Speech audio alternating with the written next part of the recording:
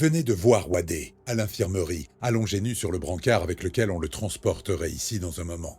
Wadé, qu'il n'avait jamais connu autrement que par les rapports qu'il avait reçus régulièrement toutes ces années passées. Il avait contemplé son corps noir et ses traits métissés sans émotion particulière. À quoi bon? Il était un quoi? Une chose. Une opportunité? Un outil? Une arme? Un rouage dans un mécanisme bien plus complexe? Certainement pas un qui, même si son plus intime ennemi au sein de l'organisation l'avait bien dressé pour en faire un homme, un individu, une personne. Et toujours la possibilité que tout cela n'ait jamais été que le fruit malade d'un cerveau encombré d'illusions morbides provoquées par ce minerai.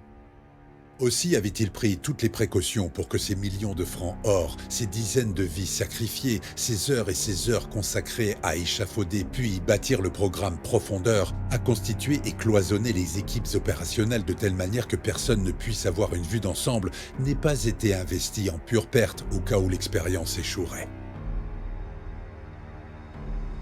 Les innovations technologiques permises par l'investissement des autres membres de l'organisation et le détournement à son profit d'une partie de nombreux budgets nationaux de par le monde, innovations dues aux meilleurs scientifiques disponibles en Europe, feraient fructifier le capital au centuple. Nouvelles armes, nouvelles espèces animales, nouveaux mondes, nouvelles sciences, nouveaux minerais et métaux, des milliers de brevets.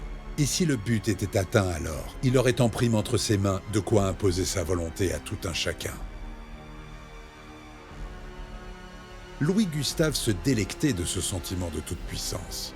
C'était son ambroisie, son nectar des dieux, et du haut de son Olympe, il contemplait ses équipes s'affairer à son triomphe.